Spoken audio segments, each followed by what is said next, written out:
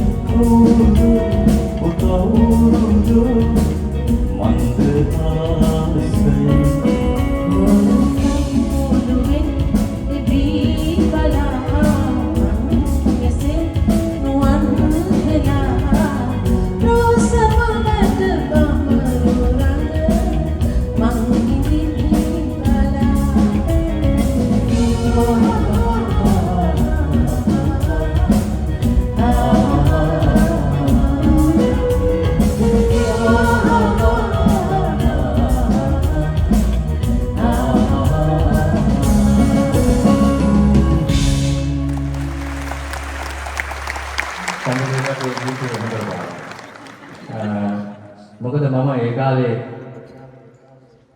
කුඹුරු ගොවියෙක් කියලා හිටියා. ඒ තුන අදහසක් තමයි මේ ලිව්වේ ගීතේ.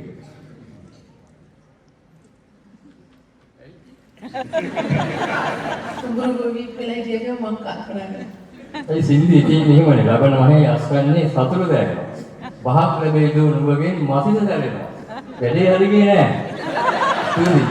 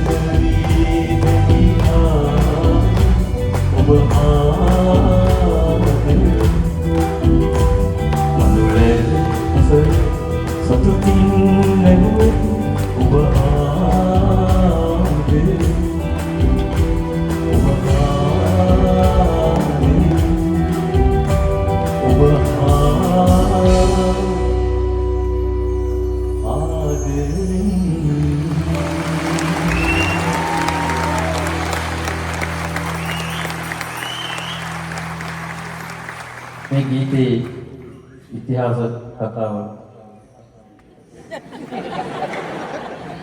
චුට්ටක් කියන්නම්. ඒක දේශපාලනික කතන්දරයක්. ඔබ ඒ ප්‍රේම කතාව තමයි. හැබැයි 1980 එළියුවේ. ඔබ තාමත් රස විඳිනවා. විවෘතාර්ථිකේ ලංකාවට ආවා. මිලෝසියක් නැතුව අපේ අය පිටරට ගියා. ඒ කාලේ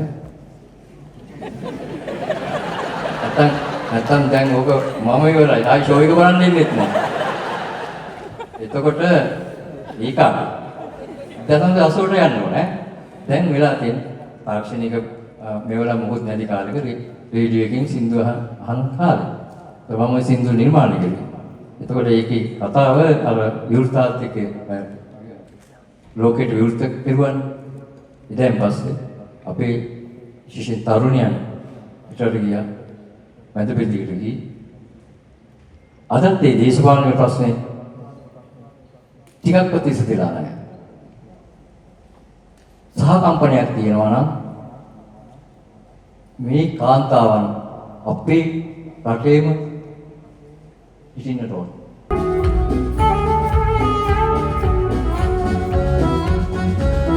සිහිත කඳු යානේ ජයන ගීරාවේ ඔවුදෝ ආගිදෝ විදුරු ගීරාවේ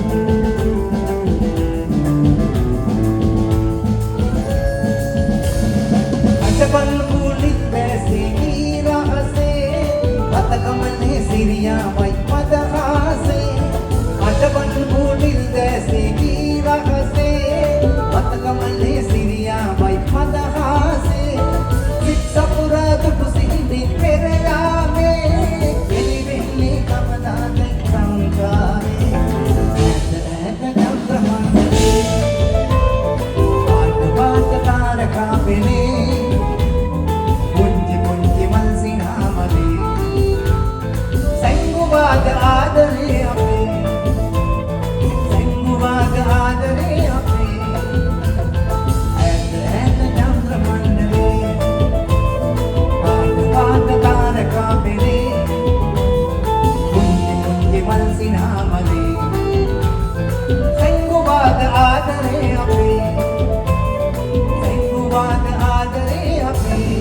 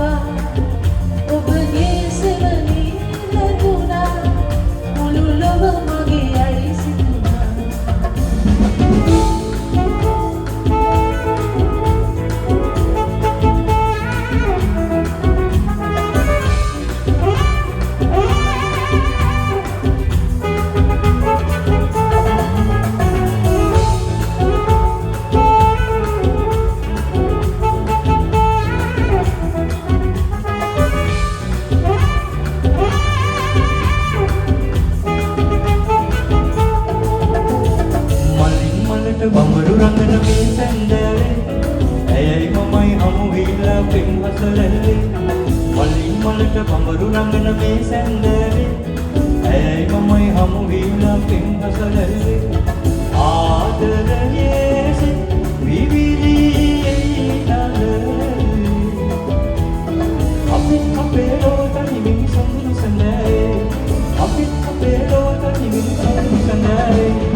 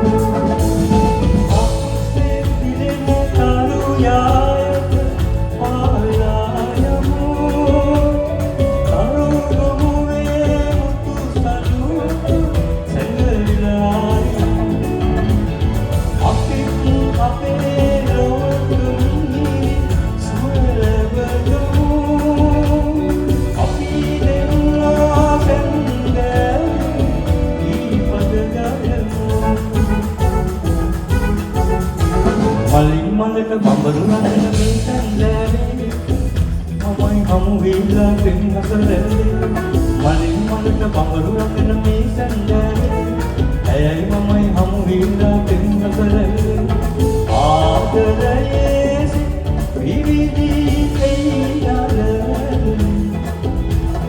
අපි අපේ ලෝක නිමින් සඳුරු සඳේ අපි අපේ ලෝක නිමින් සඳුරු සඳේ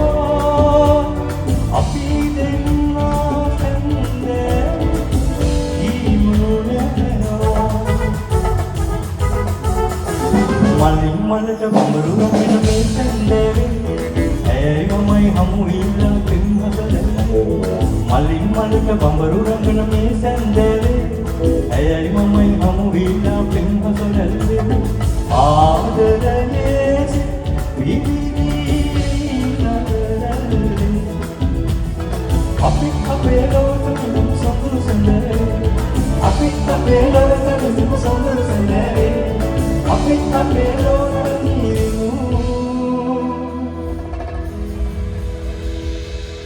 සතුරු